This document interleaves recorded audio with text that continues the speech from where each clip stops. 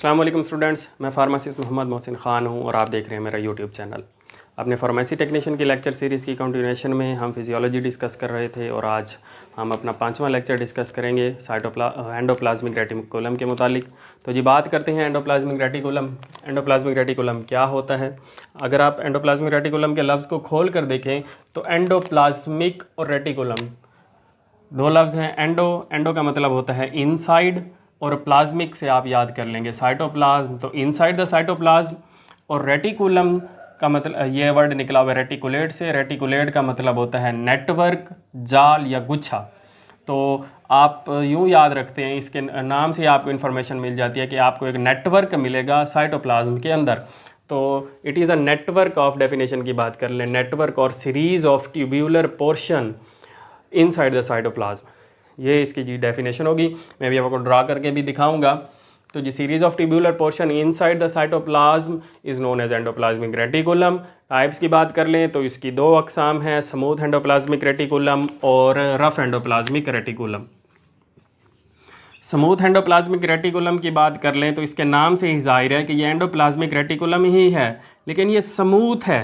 ये कौन सा एंडोप्लाज्मिक रेटिकुलम है जी? स्मूथ वाला। अगर आप इसको देखें, इसकी सरफेस आपको बिल्कुल स्मूथ नज़र आएगी।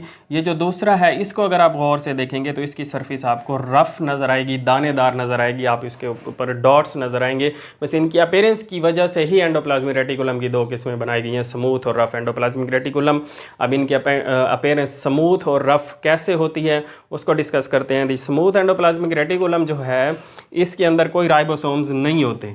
इट कंटेन्स नो, इसकी सरफेस पर कोई राइबोसोम्स अटैच्ड नहीं होते। इसी वजह से जब आप इसको देखते हैं तो आपको ऐसा लगता है जैसे बिल्कुल स्मूथ सरफेस है।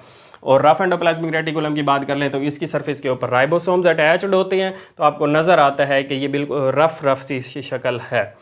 और इसी वजह से, अपीयरेंस की वजह से, या राइबोसोम्स के अटैच और अटैच ना होने की वजह से इन्हें ए ग्रैन्युलर और ग्रैन्युलर भी कहा जाता है। स्मूथ में राइबोसोम्स अटैच नहीं होते तो इसे ए ग्रैन्युलर कहा जाता है। ए का मतलब आप एब्सेंस से याद रख लें, ए मीन एब्सेंस। तो एब्सेंस ऑफ ग्रैन्यूल्स, राइबोसोम्स चूंकि ग्रैन्यूल्स की तरह होते हैं तो ग्रैन्यूल्स इसमें नहीं होते, इसी वजह से इसे ए ग्रैन्युलर बोलते हैं स्मूथ एंडोप्लाज्मिक रेटिकुलम को। रफ एंडोप्लाज्मिक रेटिकुलम की सरफेस पर चूंकि राइबोसोम्स अटैच्ड होते हैं, जो छोटे छोटे ग्रैन्यूल्स हैं, तो इसी वजह से ये ग्रैन्युलर कहलाता है। अगर हम इन दोनों के फंक्शंस की बात कर लें तो ये दोनों क्या काम करते हैं, फंक्शंस पर जाने से पहले हम जनाब इसके स्ट्रक्चर को थोड़ा सा डिस्कस करेंगे। जी फ़र्ज़ कर लें कि ये एक सेल है और ये उसका न्यूक्लियस है। तो न्यूक्लियस और सेल की प्लाज्मा मेम्ब्रेन के दरमियान यहाँ बहुत सारे ट्यूब्यूल्स का नेटवर्क होता है, बिल्कुल रफ सा जाल होता है। आप बुक में भी देख रहे होंगे, ये आप रफ सा बना दें तो ये बिल्कुल रफ जो है नेटवर्क जो है गुच्छा, ये एंडोप्लाज्मिक रेटिकुलम कहलाता है। ये जी रफ सी आपकी एंडोप्लाज्मिक रेटिकुलम की जो है स्केच हो गया। अब इसमें से कुछ हिस्से के ऊपर ना यूँ छोटे छोटे दाने होते हैं, आपकी बुक्स में भी डायग्राम बनी हुई होंगी, मैं यहाँ साथ में भी वीडियो में अटैच कर दूंगा, आप देखेंगे। तो इसकी सरफेस पर जो है, कुछ की सरफेस पर छोटे छोटे दाने होते हैं। तो ये जो दानों वाला है ये देखने में हमें रफ़ नज़र आता है, तो ये रफ़ एंडोप्लाज्मिक रेटिकुलम कहलाएगा। और जो दानों के बगैर है वो स्मूथ एंडोप्लाज्मिक रेटिकुलम, ये रफ़। और ये जो दूसरे वाला है इसे हम बोलेंगे स्मूथ एंडोप्लाज्मिक रेटिकुलम, अपीयरेंस की वजह से। फंक्शंस की बात करें तो जो जी रफ एंडोप्लाज्मिक रेटिकुलम की पहले हम बात करेंगे। रफ एंडोप्लाज्मिक रेटिकुलम पर राइबोसोम्स अटैच्ड होते हैं और हम जानते हैं कि राइबोसोम्स जो हैं वो प्रोटीन्स की फैक्ट्री हैं, प्रोटीन सिंथेसिस करवाते हैं, हम आगे भी पढ़ेंगे। तो राइबोसोम्स अटैच होने की वजह से एंडोप्लाज्मिक रेटिकुलम पर राइबोसोम्स प्रोटीन्स बनाते हैं। तो rough endoplasmic reticulum protein synthesis में इन्वॉल्वड है।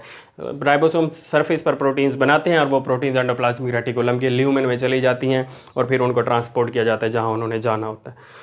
स्मूथ एंडोप्लाज्मिक रेटिकुलम के बहुत सारे फंक्शंस हैं जनाब। ये लिपिड बायोसिंथेसिस के अंदर इन्वॉल्वड है, लिपिड्स की सिंथेसिस करवाता है। और साथ ही साथ क्योंकि ये न्यूक्लियस से प्लाज्मा मेम्ब्रेन तक जा रहा है तो ये साथ ही साथ मटेरियल्स की मूवमेंट में भी इन्वॉल्व होता है। तो ये लिपिड की बायोसिंथेसिस करवा के उसकी इंट्रासेलुलर सपोर्ट भी करवाता है, सेल के अंदर ट्रांसपोर्ट करवाता है लिपिड को smooth endoplasmic reticulum. Smooth endoplasmic reticulum आपके लीवर में बहुत ज़्यादा पाया जाता है, लीवर सेल्स के अंदर।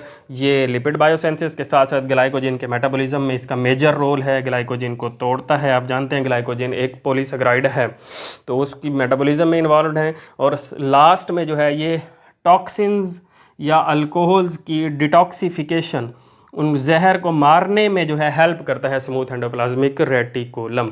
तो ये थे जी हमारी आज की एंडोप्लाज्मिक रेटिकुलम की डिस्कशन। आप स्क्रीनशॉट ले लें समझ याद रखने के लिए। तो मिलते हैं अपने नेक्स्ट लेक्चर में। इसके मुतालिक कोई क्वेश्चन हो तो कमेंट में लाजमी पूछिएगा। तब तक के लिए अपना ख्याल रखिएगा। अल्लाह हाफिज़।